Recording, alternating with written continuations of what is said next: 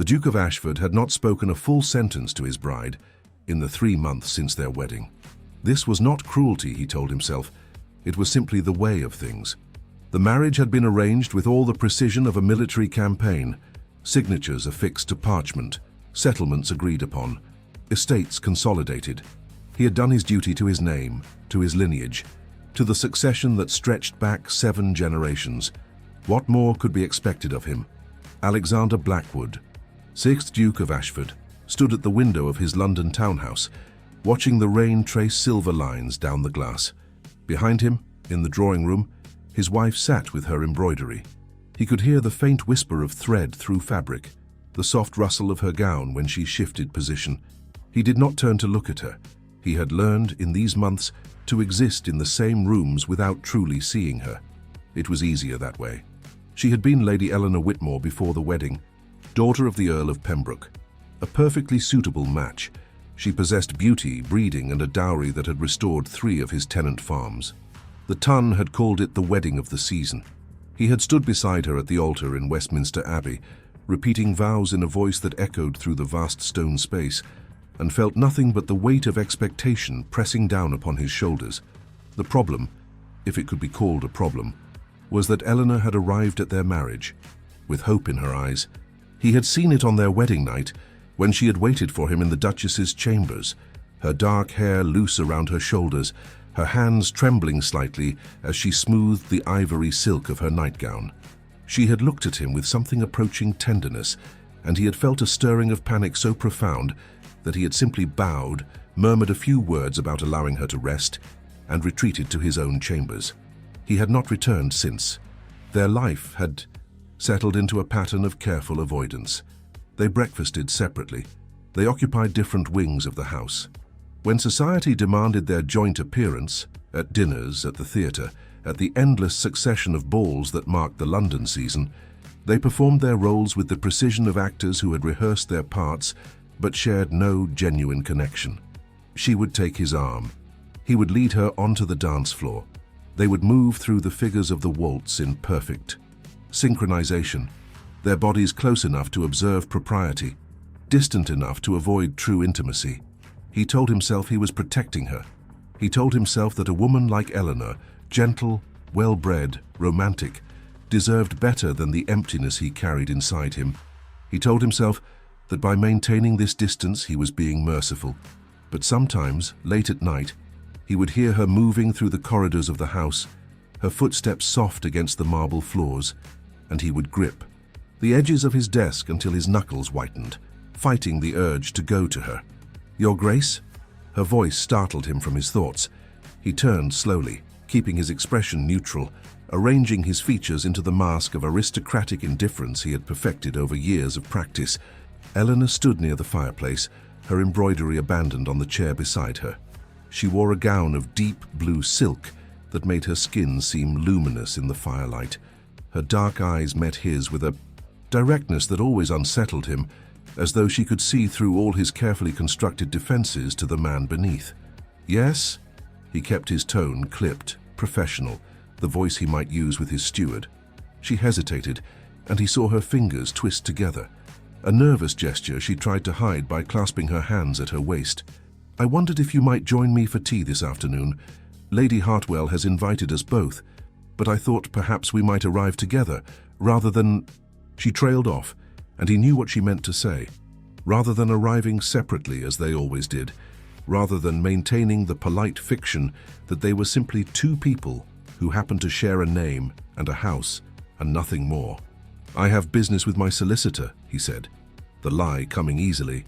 He always had business. There was always something that required his attention: estate matters, investments, correspondence that could not wait. He saw the light in her eyes dim, just fractionally, and felt something twist in his chest. But she recovered quickly, as she always did, her composure settling back into place like a mask. "Of course," she said quietly. "Forgive me for interrupting your work." She turned to leave, and he should have let her go. He should have returned to his position at the window, to his contemplation of the rain and the grey London afternoon. Instead, he heard himself speak. "Eleanor." She stopped, her hand on the doorframe, but did not turn. Around. The line of her spine was very straight, her shoulders held with the perfect posture instilled by years of governesses and deportment lessons. "You look well," he said, and immediately felt the inadequacy of the words. They were nothing. They meant nothing. She glanced back at him over her shoulder, and for a moment he thought he saw something raw in her expression, something like pain or anger or a grief too profound for tears. "Thank you, Your Grace," she said, and then she was gone, the door closing behind her with a soft click that sounded to his ears like a judgment. He stood alone in the drawing room listening to the rain and told himself that this was for the best. That distance was safety. That feeling nothing was better than feeling too much. But that night, as he sat in his study with a glass of brandy untouched beside him, he found himself thinking about the way she had looked at him on their wedding day, the hope in her eyes, the belief that perhaps, against all the odds imposed by arrangement and duty, they might find something real. He had killed that hope methodically, day by day, with every avoided conversation, every separate meal, every night spent in chambers far from hers. He told himself he had no choice. He told himself this was who he was. The Duke of Ashford, cold and distant and beyond the reach of such common emotions as longing or regret. He told himself these things until he almost believed them. Almost. There had been a woman before. Eleanor. Her name had been Catherine, and she had destroyed him so completely that he had sworn never to allow another woman close enough to wield such power again. Alexander stood in the portrait gallery of Ashford Hall, his ancestral estate in Derbyshire, gazing up at the paintings of his forebears. Dukes and duchesses stretching back 2 centuries, their faces stern and proud, their eyes following him with what felt like accusation. They had all done their duty. They had all married, produced. Heirs maintained the family name. None of them, he imagined, had been fool enough to confuse duty with desire. But he had been young once, young and stupid, and desperately in love. Catherine Thornwood had been the daughter of a baron, beautiful and clever and utterly unsuitable. His father, the 5th Duke, had made that abundantly clear. The Blackwood line did not ally itself with minor nobility. They required connections that brought power, wealth, territory. Catherine had brought him nothing, but laughter and stolen kisses in the garden, and a sense of being truly seen for the first time in his life. He had been 22 and believed that love could conquer the rigid hierarchies of their world. He had gone to his father and asked, begged really, for permission to court her properly. His father had refused with a coldness that still, 15 years later, made Alexander's jaw tighten with remembered humiliation. "You will marry where I direct," the old Duke had said, "or you will marry no one. The choice is yours." Alexander had chosen defiance. He had gone to Catherine with a plan. They would elope to Scotland, marry over the anvil at Gretna Green, present the family with a fait accompli. He had been so certain of her love, so convinced that she would choose him over comfort and status. He had been wrong. When he had arrived at the appointed meeting place, a small inn on the outskirts of London, he had found not Catherine, but a letter. The handwriting had been hers, elegant and familiar. The words had been knives. "Dearest Alexander, forgive me, but I cannot do this. I cannot live in exile from society, cannot bear the whispers and the shame. Your father has made his position clear, and I find I am not brave enough to stand against the weight of his disapproval. I am to marry Lord Helmsworth. He is kind, and his position is secure. I hope you will understand. I hope in time you will forgive me. I did love you. Please believe that. But love is not enough." Catherine, he, had stood in that inn holding the letter and felt something inside him calcify into stone. His father had orchestrated it all, of course, had offered Catherine something, money, security, an alternative marriage that would preserve her reputation, and she had taken it, had chosen comfort over him, had proven that his father was right about everything. Love was weakness, sentiment was dangerous, and trusting anyone with your heart was the greatest folly of all. He had returned to London, had thrown himself into the role his father demanded. He had become the perfect heir, cold, dutiful, focused entirely on the preservation and expansion of the Ashford legacy. When his father died 3 years later, Alexander had assumed the title with no sense of triumph, only grim acceptance. He was the Duke now. The title was everything. The man beneath it was nothing. And then his mother had arranged his marriage to Eleanor, and he had agreed because it was expected, because Eleanor's family had the right connections and the right bloodlines, because refusing would have required him to explain why he could not marry, could not allow himself to feel, could not risk the kind of devastation that came from trusting someone with the fragile pieces of yourself. Now, standing in the portrait gallery, he wondered if Eleanor had any idea what she had married. A title, certainly. An estate. A fortune. But not a man. Not really.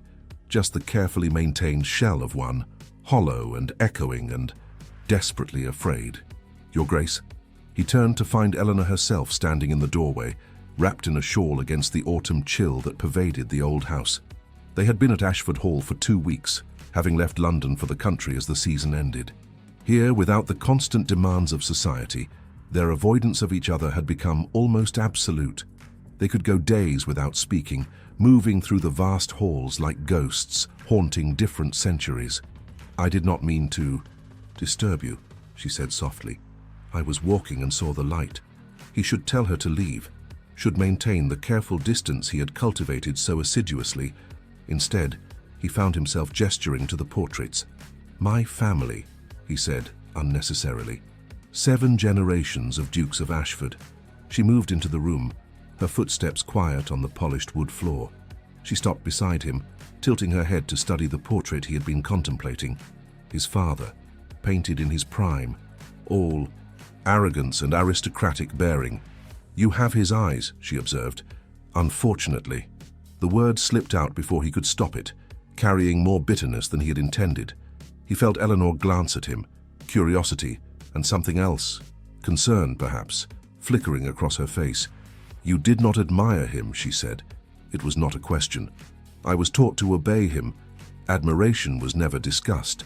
She was silent for a moment, and he could feel her watching him, trying to understand. It made him profoundly uncomfortable, this sense of being studied, of having her gentle attention focused on him with such intensity. "I think," she said carefully, "that you carry more weight than any one man should have to bear." He felt something crack inside him at her words, some small fissure in the stone walls he had built around himself. He wanted to tell her she was wrong, that he carried nothing but the privileges and responsibilities appropriate to his station. He wanted to turn to her and explain about Catherine, about his father, about all the reasons he had locked himself away. He wanted to close the space between them and discover if her lips were as soft as they looked, if her body would fit against his, with the same inevitability he sometimes imagined in the darkest hours of the night. Instead, he stepped back, putting distance between them, rebuilding the walls as quickly as she had threatened to breach them. "We should dress for dinner," he said, his voice formal once more. "Mrs. Henderson will have prepared something." He saw Eleanor's expression shudder, saw her withdraw into her own careful composure. She nodded once, sharply, and turned to leave. But at the doorway she paused. "Alexander," she said, the first time she had used his Christian name since their wedding. "Whatever happened to make you this way, I wish you would trust me enough to tell me. I am your wife. I want to understand." Then she was gone, leaving him alone with the portraits and the you. Ghosts of all the dukes who had come before, all of them silently demanding that he maintain the facade, that he never allow himself the weakness of hope, the danger of love. He stood there until the light faded from the windows, until the gallery filled with shadows, and told himself that he had made the right choice. Told himself, and almost believed it. Almost. The letter arrived 3 weeks after their return to London, delivered on heavy cream paper embossed with the Marquis of Ravenscroft's seal.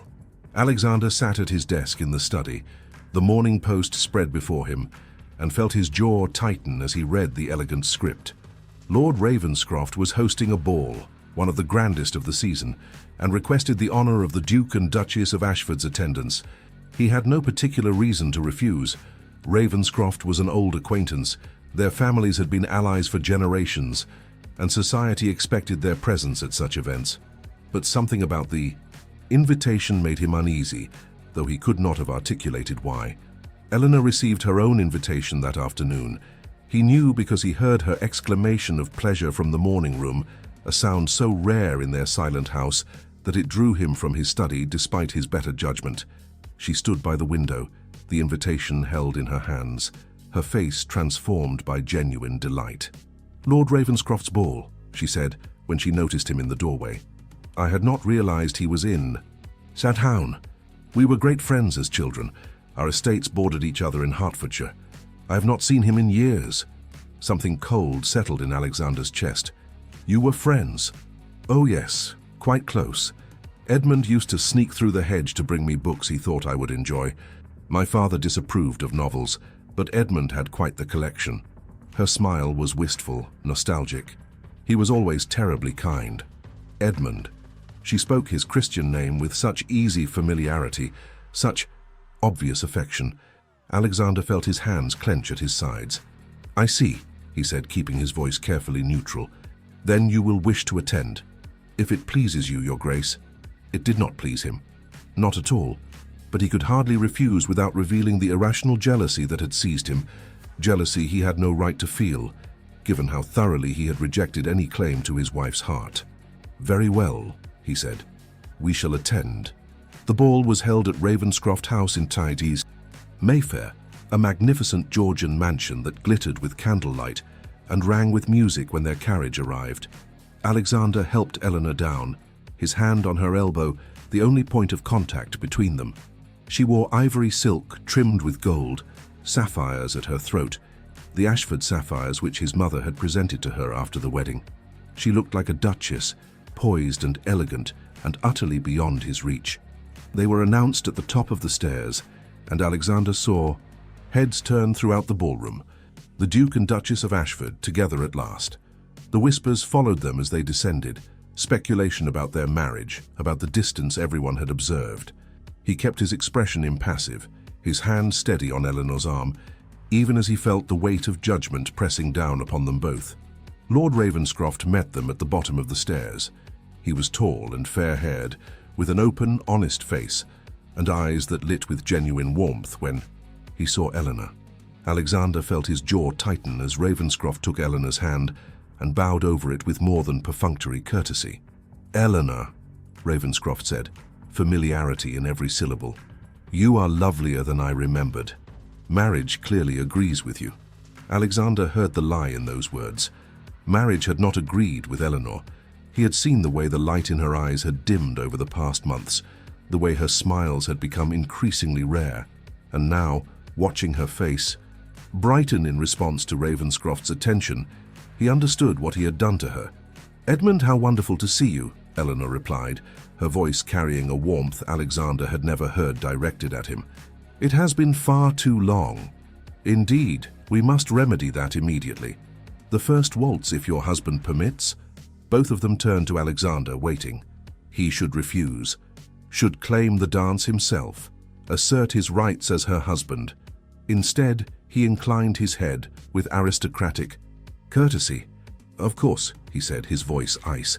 "I am certain my wife would enjoy renewing old acquaintances." He saw something flicker in Eleanor's eyes, surprise perhaps, or disappointment. But then Ravenscroft was leading her onto the floor, and the music was beginning, and Alexander was left standing at the edge of the ballroom, watching his wife waltz with another man. They moved beautifully together. Ravenscroft held her with easy confidence, and Eleanor followed his lead with a grace that made Alexander's chest constrict. They were speaking as they danced, their heads close together, and he could see Eleanor laughing at something Ravenscroft said, actually laughing, a sound of pure joy that he had not heard from her since their wedding day. He should look away, should circulate through the ballroom, fulfill his social obligations, demonstrate the indifference he had worked so hard to cultivate. Instead, he stood frozen, watching, feeling something dark and possessive uncurl in his chest. She was his wife, his, and yet he had given her no reason to remember that fact, had treated her with such cold courtesy that she might as well have been a stranger, had denied her every kindness, every gentle word, every moment of true connection that a wife might reasonably expect from her husband. The waltz ended.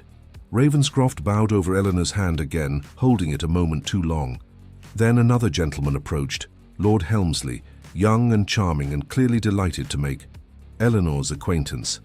Alexander watched as she was led back onto the floor, watched as she smiled at Helmsley with that same warmth she had shown Ravenscroft. The evening became torture.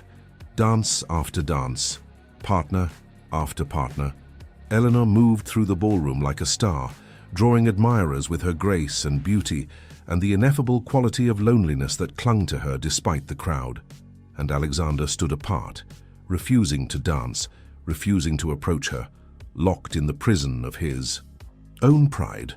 Near midnight, he saw Ravenscroft escort Eleanor onto the terrace. They disappeared through the French doors into the garden beyond, and Alexander felt panic seize his throat. He should trust her, should remember that she was the Duchess of Ashford, bound by vows and duty and the strict codes of their society. But trust required vulnerability, and vulnerability was something he had sworn never to permit himself again. He followed them. The garden was lit with lanterns, paths winding, between carefully manicured hedges. He could hear their voices ahead, Eleanor's soft laughter, Ravenscroft's deeper tones.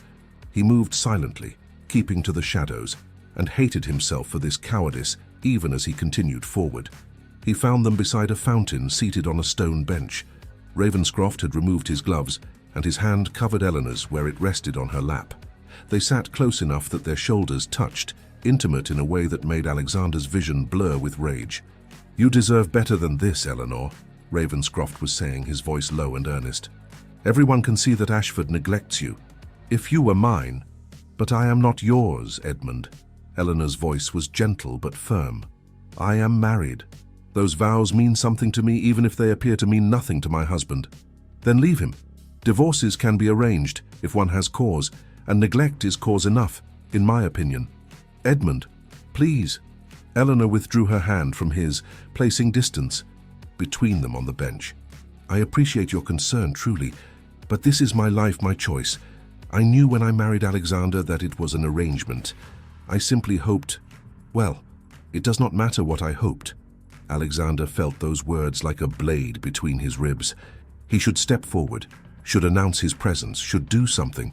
Instead, he remained frozen, listening. "You still have hope," Ravenscroft said softly. "I can see it in your eyes. You still believe he might come to care. For you, then I am a fool. No, you are kind and good, and you deserve a man who sees that, who treasures it. I could be that man, Eleanor. I have always—" "Don't." Eleanor stood abruptly, her skirts rustling in the quiet night. "Please, Edmund, do not say something we will both regret. I am the Duchess of Ashford. That is my reality, and I must find a way to live within it." She turned and walked back toward the house, her spine straight, her head held high. Ravenscroft remained on the quai bench, his head in his hands, the picture of dejection. Alexander stepped from the shadows. "Ravenscroft!" The other man's head snapped up, alarm flashing across his face as he scrambled to his feet. "Ashford, I did not realize, that is, we were merely— Save your explanations." Alexander's voice was deadly calm, though his hands shook with the effort of not reaching for the other man's throat. "You will stay away from my wife. You will not dance with her, speak with her, or approach her in any way. Am I understood?" Ravenscroft's jaw tightened. "With respect, Your Grace, if you do not value what you have, you cannot expect others to refrain from offering her the kindness you deny." The words struck home because they were true. Alexander took a step forward, close enough that Ravenscroft had to tilt his head back to meet his eyes. "She is mine," Alexander said, the words emerging from some primitive place he had not known existed. "Whatever else is true, whatever I have done or failed. To do, Eleanor is my wife, and I will not tolerate your interference." He turned and left before Ravenscroft could respond, striding back toward the ballroom with his heart hammering against his ribs. The rage was still there, but beneath it was something else. Fear, raw and overwhelming. Fear that he had waited too long, that his carefully maintained distance had created a chasm too wide to cross. Fear that Eleanor might actually consider Ravenscroft's offer, might choose a man who could give her the warmth and affection Alexander had denied her. Fear that he might lose her, before he even admitted to himself that she had become necessary. He found Eleanor in the ballroom, standing near the refreshment table, her face composed but pale. She looked up as he approached, and he saw something flash in her eyes, anger perhaps, or hurt. "We are leaving," he said, the words coming out more harshly than he intended. "I beg your pardon? Now, Eleanor. We are leaving now." He saw her chin lift, saw the spark of defiance that rarely showed itself. "I am enjoying the ball, Your Grace. If you wish to depart, please do so. I shall find my own way home. You will come with me." He seized her elbow, perhaps more forcefully than necessary, and felt her stiffen. "You are hurting me." He released her immediately, horrified. "Forgive me. We must go. Please." Something in his voice must have convinced her, because she allowed him to escort her to the carriage without further protest. They rode through the dark London streets in silence, the space between them on the bench enormous despite the carriage's close quarters. When they reached the townhouse, Eleanor descended without waiting for his assistance and swept through the entrance hall toward the stairs. He followed, driven by some compulsion he did not fully understand. "Eleanor, wait." She stopped on the landing, turning to face him. In the candlelight, her eyes glittered with unshed tears. "What do you want?"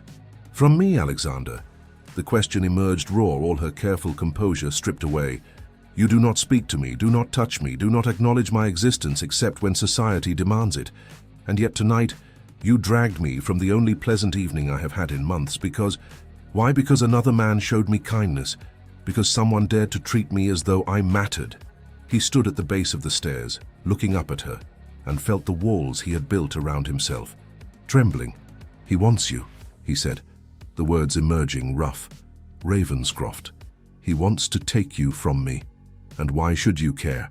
She descended 2 steps, her eyes blazing. "You have made it abundantly clear that you have no use for me except as a decoration for your arm and a manager for your household. So why, Alexander? Why do you care if another man offers me the affection you so obviously find repugnant?" "I don't..."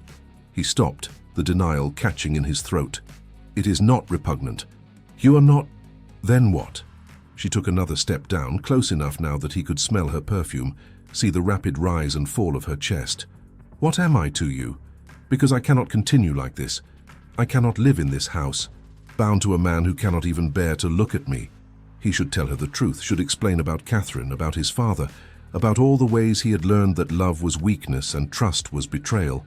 Should tell her that he avoided her, not because he found her repugnant, but because she terrified him, because the pull he felt toward her was strong enough to threaten every defense he had spent years constructing. Instead, he said nothing, simply stood there, mute and helpless, as Eleanor's expression shifted from anger to something worse, resignation. "I see," she said quietly. "Then I suppose we have nothing more to discuss." She turned and continued up the stairs, her footsteps echoing in the silent hall. He listened to her go, listened to... The door of her chambers closed with a finality that felt like death, and in the darkness of the entrance hall, Alexander Blackwood, Duke of Ashford, stood alone and admitted to himself, finally, that he was a coward who was losing the only thing that mattered and had no idea how to prevent it. The morning after Ravenscroft's ball, Alexander found Eleanor in the morning room, seated at the small writing desk with correspondence spread before her. She did not look up when he entered, simply continued writing with careful precision, each stroke of her pen deliberate and controlled. He had not slept, had spent the night pacing his chambers, replaying their confrontation on the stairs, the hurt in her eyes, the resignation in her voice when she had turned away from him. And beneath it all, the memory of her hand beneath Ravenscroft's, the intimacy of their conversation in the garden, the casual use of Christian names that spoke of a connection Alexander had never permitted to develop between them. "Eleanor," he began, then stopped, unsure what he had meant to say. She set down her pen and looked at him, her expression carefully neutral. "Your Grace?" The formality stung. They had regressed even from the small progress they had made at Ashford Hall, when she had called him Alexander, when she had tried to reach through his defenses with gentle questions. "About last night," he said, forcing the words through the tightness in his throat. "My behavior was... I should not have spoken to you so harshly." "No, you should not have." She folded her hands in her lap, every inch the proper duchess. "But I understand.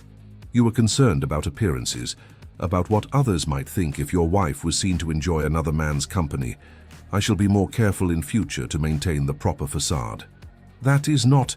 He stopped, frustration rising. How did she manage to make every word sound reasonable while simultaneously cutting him to the bone? It was not about appearances. Then what was it about Alexander? The use of his name was deliberate, a challenge. He could see it in her eyes, the demand that he be honest, that he give her something real instead of the careful distance he had maintained for months. He opened his mouth to answer, and the words that emerged surprised even himself. I do not like the way he looks at you. Eleanor blinked, clearly taken aback. I beg your pardon? Ravenscroft. The way he looks at you, speaks to you, touches your hand as though he has the right. He moved deeper into the room, his hands clenching at his sides. He has no right. You are my wife. In name only. Her voice was quiet but firm. You have made that abundantly clear. Because He stopped, trapped between the truth and the safety of lies. Pride won, as it always did. Because it is appropriate. Because our marriage is an arrangement of families and fortunes, not some romantic entanglement. He saw the moment his words landed, saw her flinch, as though he had struck her. The careful neutrality of her expression cracked, revealing the hurt beneath. Of course, she said, her voice brittle. How foolish of me to forget. An arrangement, nothing more. She gathered her correspondence with hands that trembled slightly, rising from the desk with rigid dignity. If you will excuse me, Your Grace, I have letters to post. Eleanor, wait! But she was already moving past him, and he made the fatal mistake of reaching for her arm. She jerked, away from his touch as though burned, turning on him with sudden fury. Do not, she said, her voice shaking, do not touch me with hands that have never offered me a single moment of genuine warmth. Do not pretend now that you feel something when we both know you feel nothing at all. That is not true. Then what do you feel? She stepped closer, her eyes blazing. Tell me, Alexander. Give me one honest emotion. Just one. Because I have felt everything. Hope and disappointment and loneliness and anger and grief, while you have stood apart like a statue, untouched and untouchable. He should have told her then. Should have broken through the walls of pride and fear and confessed that he felt far too much, that she haunted his thoughts and disrupted his sleep, and made him question everything he thought he knew about himself. Should have admitted that seeing her with Ravenscroft had awakened a jealousy so visceral it had nearly driven him to violence. Instead, his pride spoke for him. I feel nothing, he said, the lie smooth and cold. You are correct. This marriage is an obligation I fulfill because duty demands it. If you have romantic notions beyond that, I suggest you abandon them. They will only lead to disappointment. He watched the color drain from her face, watched something die in her eyes, and even as he spoke, he wanted to take the words back, to cross the space between them and prove with actions what his pride would not allow him to say with words. But Eleanor was stepping back, her expression shuttering completely. Thank you, she said quietly, for your honesty. At least now I know where I stand. Eleanor? No. She held up one hand, stopping him. I think we have said quite enough. I shall continue to fulfill my duties as the Duchess of Ashford. I shall manage your household, attend your social obligations, and maintain the appearance of a proper marriage. But I will no longer harbor any illusions about what exists between us. She left then, her spine straight, her head high, every movement controlled and graceful. The perfect Duchess, hiding a shattered heart behind impeccable breeding. Alexander stood alone in the morning room, listening to her footsteps fade, and felt something crack inside his chest.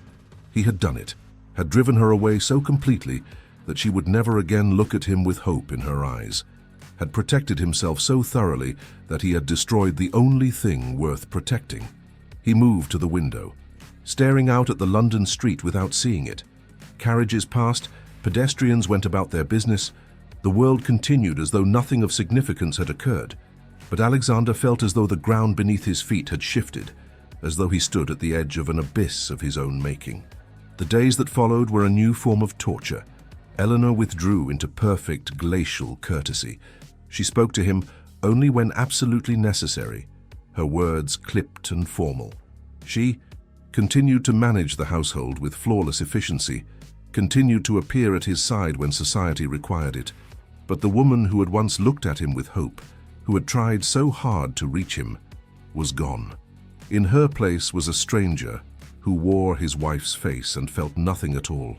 He told himself it was for the best, told himself that this cold distance was what he had wanted all along.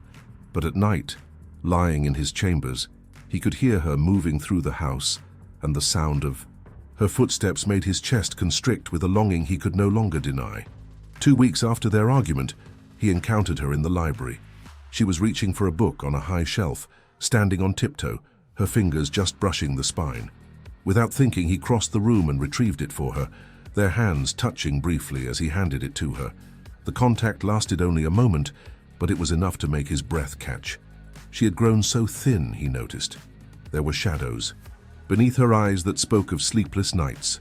And when she looked at him, there was nothing in her gaze. No anger, no hurt, just emptiness. "Thank you," she said, her voice perfectly polite. She turned to leave, and he heard himself speak. "Are you well?" She paused, glancing back at him with something that might have been surprise. "Of course, Your Grace. Why would I not be?"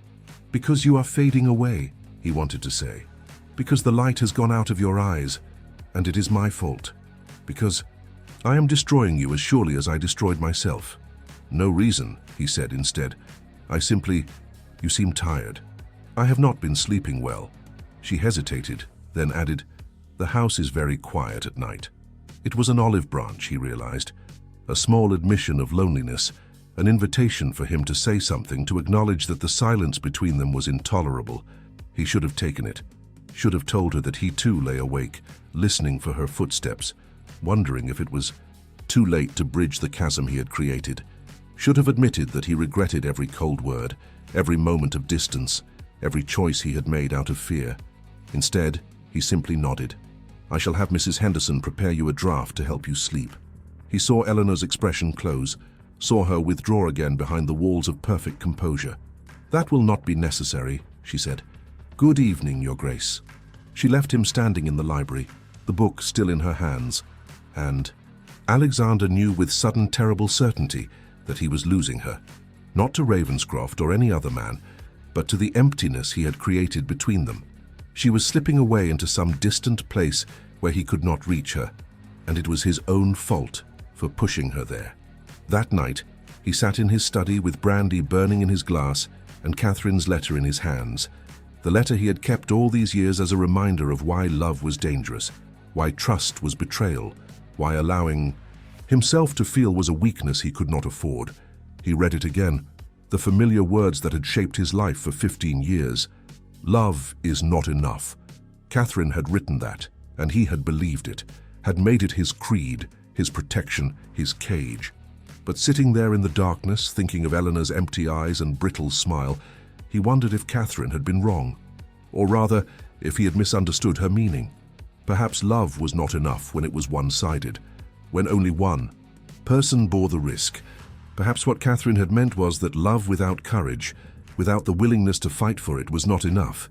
And Alexander had never fought for anything in his life. He had accepted his father's dictates, accepted the loss of Catherine, accepted the loneliness that had become his constant companion. He had chosen safety over happiness, pride over vulnerability, and called it strength. But there was no strength in what he was doing to Eleanor, only cruelty. The cruelty of a man too afraid to risk his heart, even for a woman who had offered him hers. He stood abruptly, moving to the fireplace.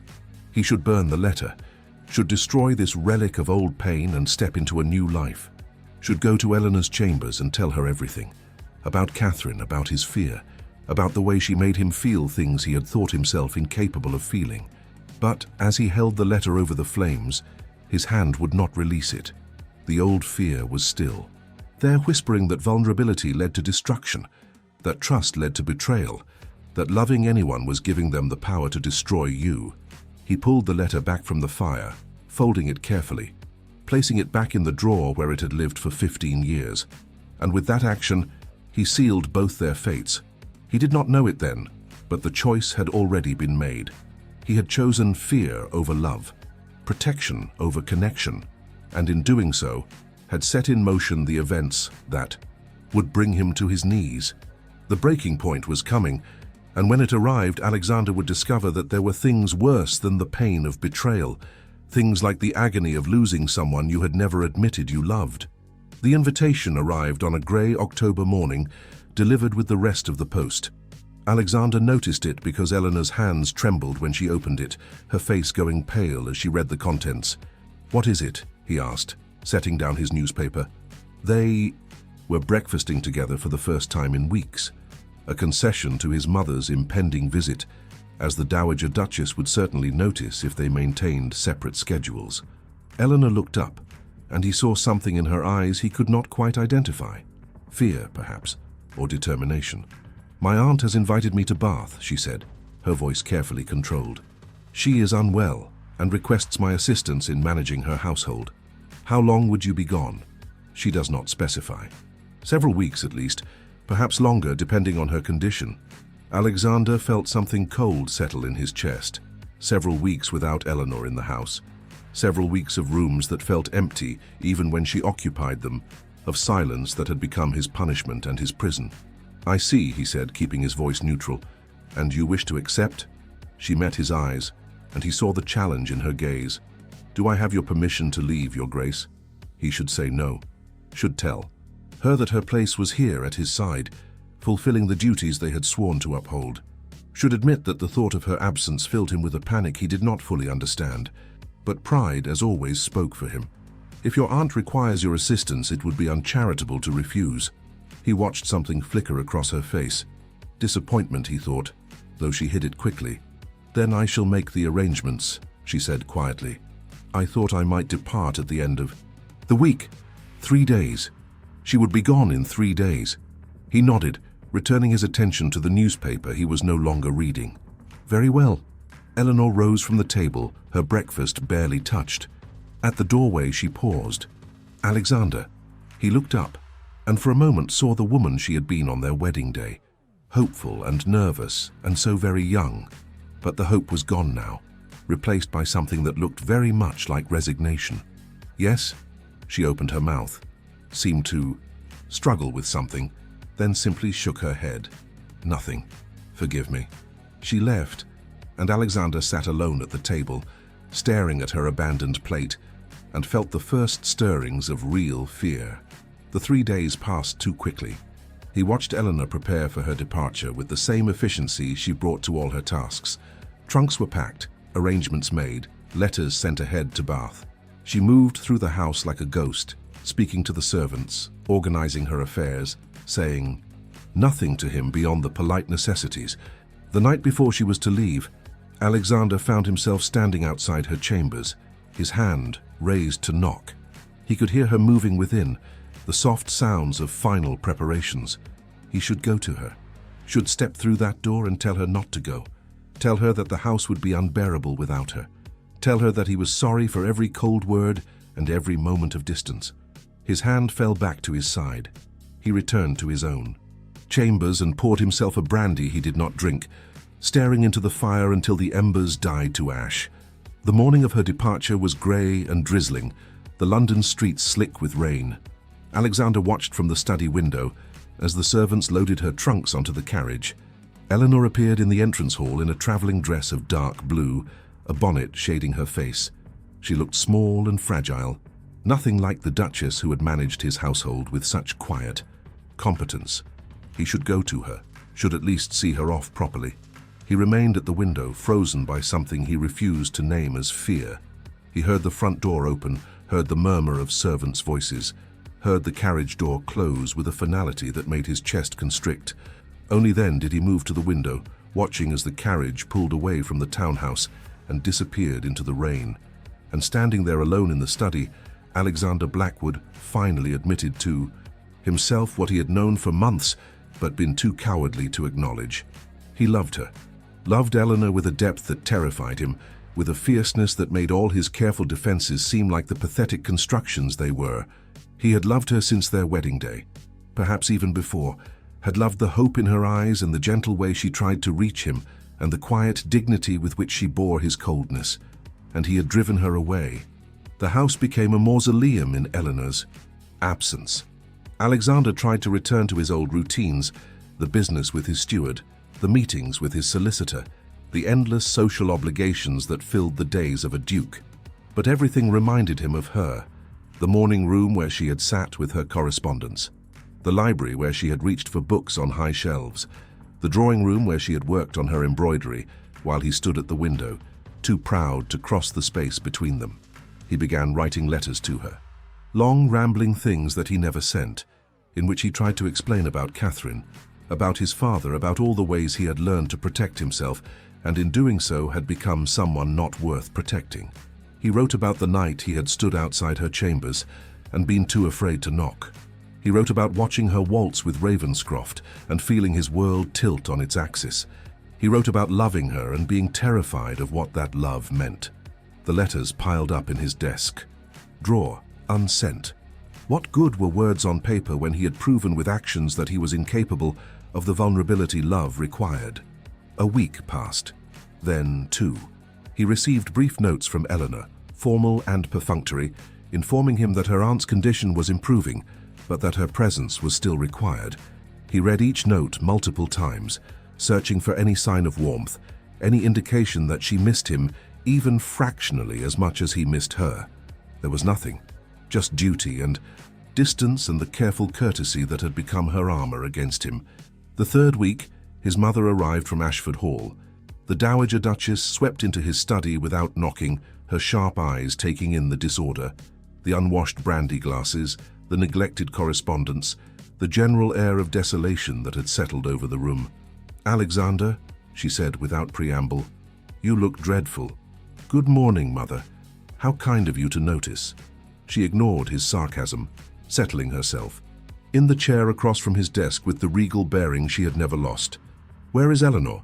"Bath. Her aunt required her assistance." "Her aunt is in perfect health and has been for years." "Try again." Alexander felt his jaw tighten. "Then perhaps you should ask Eleanor why she chose to leave." "I am asking you why she chose to leave. Or rather, why you drove her away."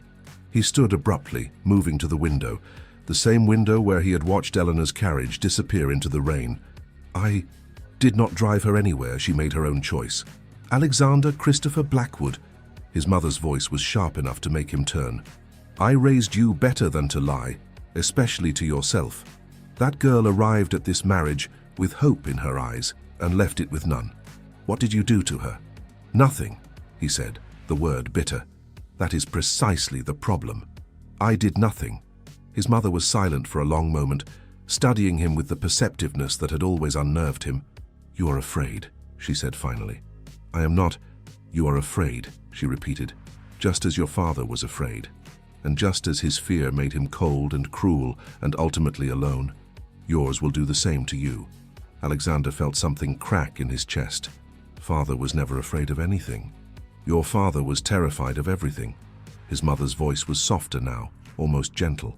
He was terrified of feeling too much, of losing control, of appearing weak. So he built walls around himself and called it strength. And he died alone in that vast house, surrounded by everything he had protected and nothing that mattered. She rose, moving to stand beside him at the window.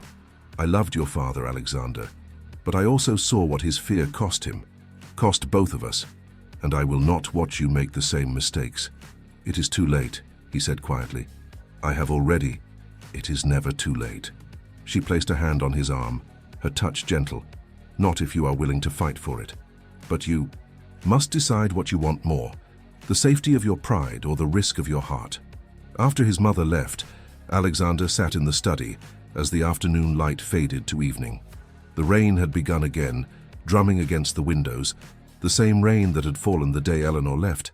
He thought about his father alone in Ashford Hall, surrounded by the duchy he had spent his life protecting, and no one who mourned his passing beyond duty. He thought about Catherine and the lesson he had drawn from her betrayal, that love was weakness, that trust led to pain, that the only safety lay in feeling nothing. But what if the real lesson was different? What if the weakness was not in loving, but in refusing to love?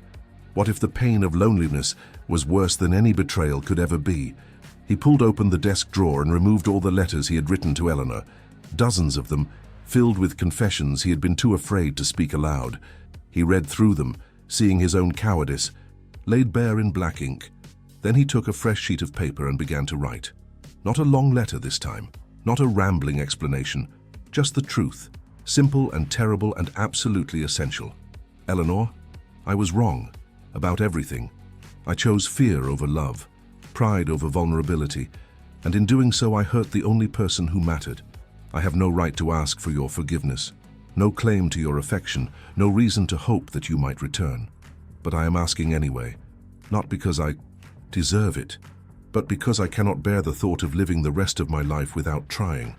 I love you. I have loved you since our wedding day, though I was too much a coward to admit it. I love the hope you carried into our marriage, even when I gave you no reason for hope. I love the dignity with which you bore my coldness. I love your kindness and your strength, and the way you tried so hard to reach me when I had given you nothing but walls. If you return to London, I promise, you a different man. Not perfect. I am too damaged for that, but honest, vulnerable, willing to risk the pain of loving you rather than the emptiness of safety. If you do not return, I will understand. I will not pursue you or attempt to compel you. You deserve the freedom to choose your own path, even if that path leads away from me. But know this, whatever you decide, wherever you go, you carry my heart with you. Yours, Alexander. He sealed the letter and sent it with a rider that very night, marked urgent. Then he waited, counting the days it would take to reach Bath, the hours Eleanor would need to read it and decide. 5 days passed in agony. 6, 7. On the 8th day, he received her reply. The letter was brief, just 3 lines in Eleanor's elegant script. Your Grace, I received your letter. I need time to consider what you have written. I shall send word when I have made my decision. Eleanor, not yours, not even with regards. Just her name, stark and final. Alexander read the letter again and again, searching for any hint of warmth, any sign that his confession had moved her. There was nothing, just careful neutrality and the distance he had taught her to maintain. He told himself it was no more than he deserved, told himself he should be grateful she had even responded, told himself that whatever she decided, he would respect her choice. But late at night, alone in chambers that had never felt more empty, Alexander Blackwood allowed himself to hope and to fear. That hope had come too late. The weeks in Bath stretched into a month, and Alexander felt himself unraveling thread by thread. He went through the motions of his life, estate business, correspondence, the occasional social obligation, but everything felt hollow, provisional, as though he were merely marking time until Eleanor made her decision. He had sent one letter, only one. He would not bombard her with declarations, would not press his suit when she had asked for time. But the waiting was excruciating, each day bringing either a desperate hope that word would come or a soul-deep fear that her silence was itself an answer. His mother remained in London, a steady presence that kept him from complete dissolution. She did not ask about Eleanor's response, did not press him for details. Instead, she simply existed as a reminder that love, even when painful, was worth the risk. You are pacing again, she observed one evening, looking up from her embroidery. Alexander stopped, mid-stride, unaware he had been moving. Forgive me. There is nothing to forgive, though you might wear a track in that carpet if you continue much longer. She set down her needle, studying him with that penetrating gaze. Have you considered what you will do if she refuses to return? Every moment of every day. He moved to the window, always the window now, as though watching the street might somehow summon Eleanor's carriage into existence. I will accept her decision. What else can I do? How you could go to her? He turned sharply. She asked for time. I will not violate that request by appearing uninvited, even if your presence might help her decide. Especially then. He ran a hand through his hair, exhaustion pulling at him. I have spent months trying to control her, mother, trying to dictate the terms of our marriage through distance and coldness. I will not make the same mistake by forcing a reconciliation she may not want. His mother smiled, a small, sad curve of her lips. Your father never learned that lesson. Perhaps there is hope for you yet. The letter arrived on a Tuesday afternoon, delivered with the regular post. Alexander recognized Eleanor's handwriting immediately and found his hands shaking as he broke the seal. Alexander, I have thought carefully about what you wrote. I have read your letter more times than I can count, searching for sincerity, for truth, for any sign that the man who wrote those words is real and not simply another version of the Duke who could not bear to look at me. I want to believe you. I want to return to London and discover that you meant every word. But I am afraid of hoping again when hope has brought me nothing but pain. Afraid of opening my heart to someone who has already shown me how easily he can close his own. So I am proposing a test of sorts, not because I wish to punish you, but because I need to know if the change you promise is genuine. I will return to London in 3 days. Time, but I will not return to the townhouse. I have taken rooms at the Clarendon Hotel. If you wish to see me, you may call there. We will begin again as though we are courting, slowly, carefully, with honesty between us. If this seems excessive or unreasonable, I will understand. You may write to inform me that our arrangement should continue as it was, a marriage of convenience and distance. I will accept that decision and trouble you no further with expectations of more. But if you are willing to try, truly willing, then I shall see you in 3 days. Eleanor. Alexander read the letter 3 times, his heart hammering against his ribs. She was returning, not to him, not yet, but to London. And she was offering him a chance, a single, precious chance, to prove that he meant what he had written. He spent the next 3 days in a state of controlled panic. He visited his tailor, ordered new clothes, had his hair trimmed. He rehearsed conversations in his mind, discarding speeches that sounded too formal or too desperate. He reviewed every interaction they had ever had, searching for clues about what Eleanor truly wanted, what might convince her that he was capable of change. His mother watched all this with amusement and something like approval. Bring her flowers, she advised the morning of Eleanor's expected arrival. Not roses, too formal, something simpler. Violets, perhaps, or sweet peas. Mother, I am not a boy courting his first love. Are you not? She arched an eyebrow. Because from where I stand, that is precisely what you are. She was right, he realized. He was nervous in a way he had not been since his youth, before Catherine, before cynicism had hardened him into the cold man who had married Eleanor, expecting nothing and offering even less.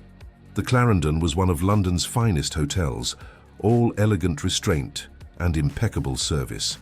Alexander arrived precisely at 3 o'clock, the time Eleanor had specified in a brief note sent that morning, carrying a bouquet of violets that felt absurdly small in his hands. The concierge directed him to a private sitting room on the 2nd floor.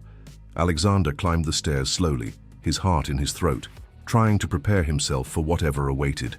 Eleanor sat by the window, backlit by the afternoon sun, and for a moment Alexander could only stand in the doorway and stare. She wore a dress of pale lavender, her dark hair swept up in a simple style that emphasized the elegant line of her neck. She looked thinner than when she had left, he thought. There were still shadows beneath her eyes, but there was also something new in her bearing, a quiet strength that had not been there before. She rose as he entered, her hands clasped before her, every inch the proper lady receiving a caller. "Your Grace," she said, her voice carefully neutral. "Eleanor." He crossed the room and offered her the violets, feeling foolish and young and desperately hopeful. "I brought these. I remembered. You mentioned once that they were your favorite." Surprise flickered across her face. "You remembered that?" "I remember everything you have ever told me. I simply was too much a fool to acknowledge it." She took the flowers, her fingers brushing his briefly. The contact sent a jolt through him, and he saw from the slight widening of her eyes that she had felt it too. "Please," she said, gesturing to the chairs arranged near the fireplace. "Sit." They sat facing each other, the space between them small in distance but enormous in significance. Alexander searched for the right words, the perfect thing to say that would convince her he was sincere. But Eleanor spoke first. "I need you to understand why I left," she said quietly. "It was not simply your coldness or your distance, though those were painful enough. It was the sense that I was invisible to you, that I could have been anyone, any woman of suitable breeding and fortune, and you would have treated her exactly the same. I did. Not exist to you as Eleanor, only as the Duchess of Ashford, a role to be filled." "You are right," he said, the admission difficult but necessary.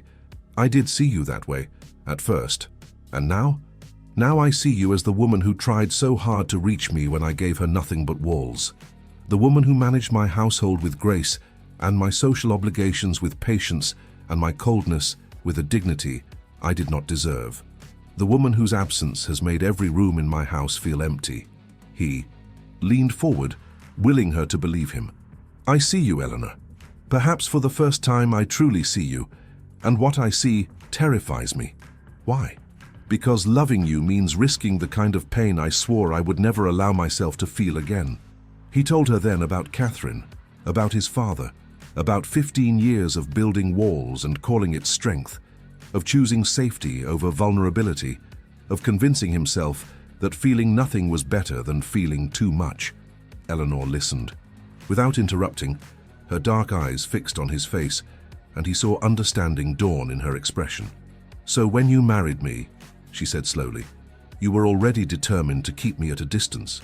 Yes, I thought it was kinder, thought that if I never allowed you to hope, you could never be disappointed. He laughed bitterly. I told myself I was protecting you when I was only protecting myself. And now?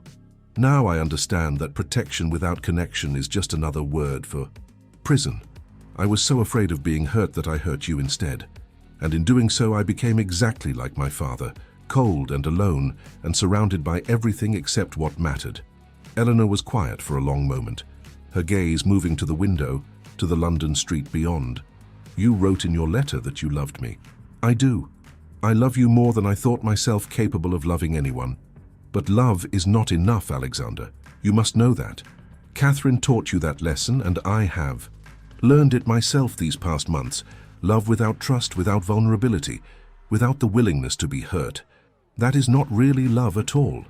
I know. He reached for her hand, then stopped, unsure if he had the right. She saw the gesture and slowly extended her fingers, allowing him to take them in his own. Her hand was small and cold, and he wrapped both of his around it, trying to offer warmth. I cannot promise I will be perfect, he said quietly. I cannot promise that 15 years of fear will simply vanish because I have admitted to loving you. There will be moments when my first instinct is to retreat, to protect myself with distance. I know that. But I am asking you to call me back when I retreat, to demand honesty when I try to hide, to fight with me and for me, and to refuse to let me become again the man who drove you away. He squeezed her hand gently. I am asking you to help me become someone worthy of your love, because I do not think I can do it. Alone. Eleanor's eyes were bright with unshed tears. You hurt me, Alexander. You hurt me so deeply that there were nights I could barely breathe from the weight of it. I know, and I am sorrier for that than I have words to express. And yet I never stopped hoping. A single tear escaped, tracing down her cheek. Even when I knew hope was foolish, even when I told myself to accept the reality of our marriage and expect nothing more, some part of me kept hoping that you would see me, that you would care. He released her hand and knelt before her chair, taking both her hands in his, looking up into her face with every defense stripped away. I see you, Eleanor. I care. And if you give me the chance, I will spend the rest of my life proving that your hope was not misplaced. She looked down at him, this powerful duke kneeling at her feet, and saw the truth in his eyes, the fear and the love and the desperate, fragile hope that mirrored her own. Stand up, she whispered. Please. Alexander, stand up. He rose and she rose with him, and suddenly they were standing very close, the air between them charged with possibility. I am afraid, she said quietly, afraid of believing you and being disappointed again. So am I. He raised one hand slowly, giving her time to pull away, and touched her cheek with his fingertips. But I think perhaps courage is not the absence of fear. It is choosing to love despite the fear, choosing to hope even when hope seems foolish. Eleanor closed her eyes, leaning into his touch, and he felt something in his chest break open. All the loneliness and longing of the past months, all the feelings he had suppressed and denied, rushing through him with devastating force. Eleanor, he whispered, and she opened her eyes, and he saw his own hope reflected there. I want to try, she said. I want to believe that we can build something real from the ruins of what we began. But you must promise me something. Anything. Promise me that you... Will talk to me, that when you are afraid or hurt or confused, you will not retreat into silence. Promise me honesty, even when it is painful, especially when it is painful. I promise. He moved his hand from her cheek to her hair, tangling his fingers in the dark strands. And I promise to spend every day proving that you were right to give me this chance. She smiled then, a real smile that lit her entire face, and Alexander felt his world shift and settle into a new configuration, one where Eleanor stood at the center, and everything else revolved around her. "May I kiss you?" he asked, the question rough. "I am your wife, Alexander. You need not ask permission." "Yes, I do. I have claimed too many things without asking. This, at least, I will do properly." Her smile widened. "Then yes, you may kiss me." He lowered his head slowly, giving her every opportunity to change her mind, to pull away, to maintain the distance that had defined their marriage. But Eleanor rose onto her, tiptoes meeting him halfway, and when their lips touched, Alexander felt 15 years of walls crumble to dust. The kiss was gentle at first, tentative, two people learning each other for the first time despite months of marriage. But then Eleanor's hands came up to his shoulders, and he pulled her closer, and the gentleness gave way to hunger, for connection, for intimacy, for all the things they had denied themselves. When they finally broke apart, both breathing hard, Alexander rested his forehead against hers.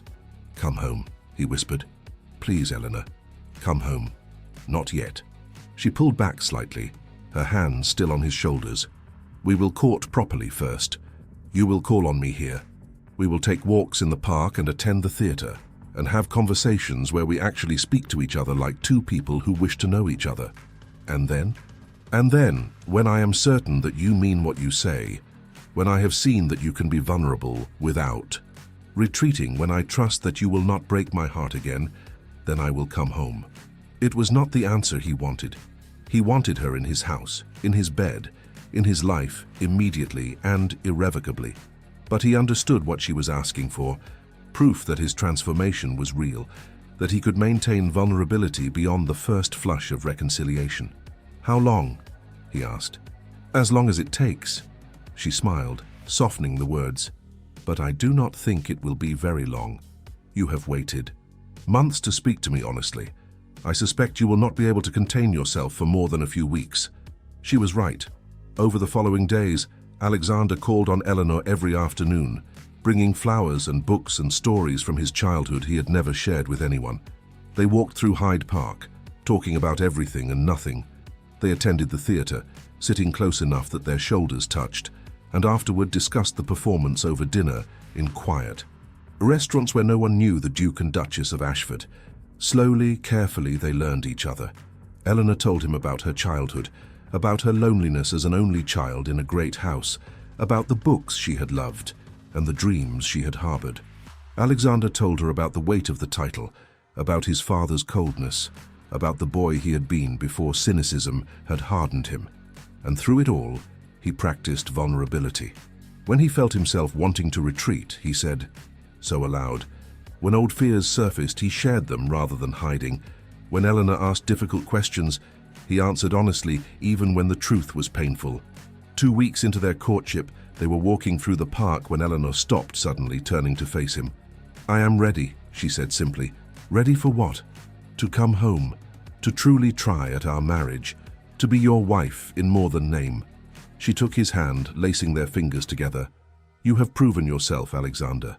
You have been honest and vulnerable and patient. You have courted me as though we are choosing each other for the first time, and I find that I want to choose you, not because duty demands it, but because my heart does." Alexander felt something swell in his chest, too large for words. He pulled her close, there in the middle of the path with afternoon walkers passing by, and kissed her with all the love and relief and gratitude he felt. "Thank you," he whispered against her lips. "Thank you for giving me a second chance, for seeing past what I was to what I could become, for loving me when I gave you every reason not to. Thank you for finally letting me see you," she replied. "The real you beneath all the walls. He is worth loving, Alexander. I hope you know that." They returned to the townhouse that evening together. The servants lined up to welcome the Duchess home, and Alexander saw the relief on their faces. They had known, of course, had understood better than he had what his coldness was doing to Eleanor. That night, for the first time since their wedding, Alexander knocked on Eleanor's chamber door. She opened it herself, still dressed in her dinner gown, her hair loose around her shoulders as it had been on their wedding night. "May I come in?" he asked. She stepped back, allowing him entry into rooms he had never entered, though they existed in his own house. He looked around, seeing the careful way she had made the space her own. Books on the shelves, watercolors. On the walls, violets in a vase by the window. "I was wrong," he said, turning to face her, "to stay away on our wedding night, to stay away all the nights after. I told myself I was being merciful, but I was only being a coward." Eleanor closed the distance between them, placing her hand on his chest, over his heart. "We cannot change the past, Alexander. We can only choose what we do now." "Then I choose you." He covered her hand with his own. "I choose this. I choose us. Every day for the rest of my life." She rose onto her tiptoes and kissed him, and he gathered her into his arms, and for the first time, Alexander Blackwood allowed himself to believe that love was not weakness, but strength. That vulnerability was not danger, but courage. That opening his heart was not risking destruction, but embracing life. And as Eleanor led him toward the bed, as they began again what they had started months ago with vows and hope, Alexander understood what Catherine had meant when she wrote. That love was not enough. She had been right. Love alone was not enough. But love combined with honesty, with vulnerability, with the courage to keep choosing each other even when it was difficult, that was everything. That was enough to last a lifetime. 1 year later, the Duke and Duchess of Ashford stood in the portrait gallery at Ashford Hall, looking up at the newest edition, a painting of them together, commissioned to mark their first anniversary. In it, they stood close, Alexander's hand resting possessively at Eleanor's waist, her head tilted slightly toward his shoulder. But it was their faces that told the true story. The warmth in his eyes, the joy in her smile, the unmistakable connection between two people who had found each other despite everything working against them. "We look happy," Eleanor observed. "We are happy." Alexander pulled her closer, pressing a kiss to her temple. "You made me happy, even when I was determined to be miserable. You did the work yourself. I simply refused to let you hide." He laughed, a sound that came easily now, and thought about the man he had been a year ago, cold and distant and desperately lonely. That man felt like a stranger, someone he had been in another life. "I received a letter from Ravenscroft," Eleanor mentioned casually. Alexander felt a flicker of the old jealousy but pushed it aside. "Oh? He is engaged. To Lady Hartwell's daughter. He sounds genuinely happy. Good. He deserves happiness, even if he did try to. Steal my wife. He did not try to steal me. He simply offered me kindness when I needed it." She turned in his arms, looking up at him seriously. "And you should thank him for it someday. His kindness made me realize what I deserved. It helped me find the courage to demand more from you. Then I am in his debt." Alexander cupped her face in his hands, marveling as he always did at the miracle of her presence. "Though I still do not like how he looked at you." Eleanor laughed. "Foolish man, as though I could see anyone but you." Later that night, as they lay together in the ducal chambers, Eleanor had finally agreed to share them.